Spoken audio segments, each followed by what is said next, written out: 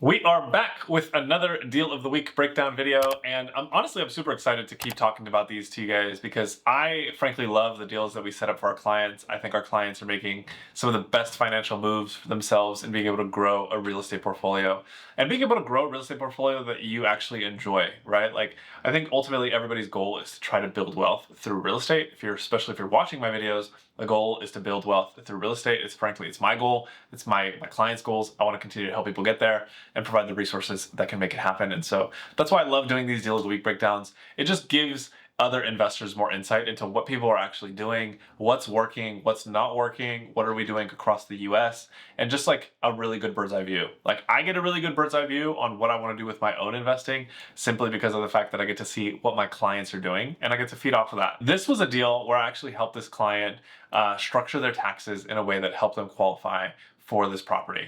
Now, granted, they're self-employed. The reason why they want to continue to buy more real estate, specifically short-term rentals, is because they're saving money on taxes. One of the biggest things that my investors are looking for is not only cash flow, but also how can we save more money on taxes, leveraging tax loopholes like cost segregations and things of that nature that just help you save more money and keep more money in your pocket so that you can continue to reinvest that into even more real estate. Let's just jump right into this specific deal. This property was in Pittsburgh, Pennsylvania. It was a townhome, and we ended up doing conventional financing on this deal. Now, if you are new here and you haven't heard me talk about conventional financing is like one of the most traditional type of loan programs that people utilize when they're getting into properties. It's the second year that I helped this client get a 10% down vacation home loan to purchase this Airbnb. On a conventional loan, you have 3 different types of occupancy, which is just how you plan to use the property and making sure that you're telling the bank, this is how I plan to use the property. So the first one was 5% down, primary residence, where you're moving into the house. But if you're a first-time home buyer, you can actually do it with 3% down as the minimum. The next one is a 10% down second home / vacation home loan option, where if you're planning to use the property as a short-term rental or as like a midterm rental, anything that's not going to be on a 12-month long-term lease, you have the ability to use a 10% down vacation home loan. And then the third option is a 15% down investment loan. Now, in this situation, thankfully, we qualified. We structured the taxes in a way that worked, and we were able to buy the property with 10% down. Now, property type was a townhome, which is pretty cool for Pittsburgh, Pennsylvania. And the property ended up appraising for $645, which is what we ended up actually purchasing the property for, which is $645. But you will see that we had negotiated quite a bit of money for credits. And the reason why is because this client ended up coming in with almost just the down payment in order to close. Property taxes as well as closing costs are so high in Pennsylvania that, I wanted to make sure we negotiated more money up front. That's exactly what we did. It worked in our favor. We leveraged all of it to cover closing costs, saving the client all of this money up front. And this is why I say, yes, the market is worse. We have higher property price points. Interest rates are still high. But the benefit of buying in a market like this is that we have the ability to negotiate a ton of money up front for seller credits. So lot square size was only 1,100 square feet. It's a townhome. It's a tiny property. But the living space is 2,200 square feet. It was like a townhome story, multiple stories, 3-bedroom, 4-bathroom house. And we ended up doing conventional financing, as I had mentioned. We also only did a 10% down payment because we did this as a second home, right? So down payment was $64,500. Interest rate that we ended up locking in here was a 7.49. This was right before the interest rate started to come down a little bit. We ended up doing a 30-year fixed mortgage. And I know I do have a lot of investors that talk about like, hey, should I be doing a adjustable rate mortgage? And like, yes, I like adjustable rate mortgages. I have adjustable rate mortgages myself.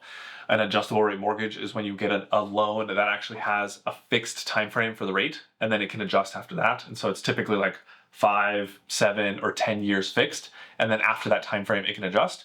The idea with an adjustable rate mortgage is that we're going to be doing it in order to save on the interest rate, but then also refinance before the fixed time frame is up. And the thing is that most loans right now don't make sense as an adjustable rate mortgage. We always compare the options, and I always tell my investors, like, let's just look at it. We'll see what we find. If there's something better, great, right?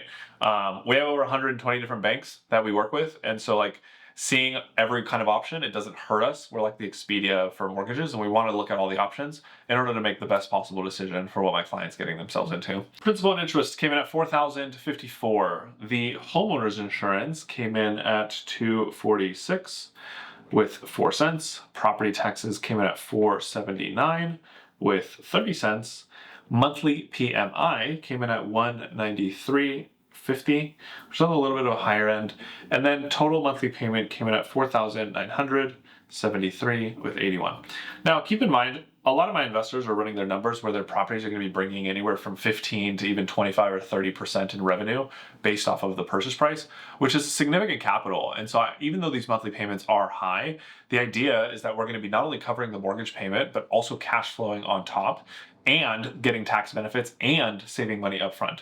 So there's not just one way to make money with real estate. You can make money off the tax savings. You can make money on how much money you're bringing down payment upfront if you're not doing 20% down.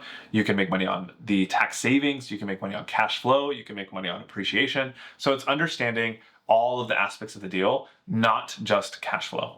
Total closing costs, which were more expensive, Pennsylvania is higher. It has actually something what we call transfer taxes, where you actually have to pay a fee simply for doing a deal in the state of Pennsylvania. It's interesting because there's a lot of markets that do have transfer taxes. There's a lot of markets that don't have transfer taxes.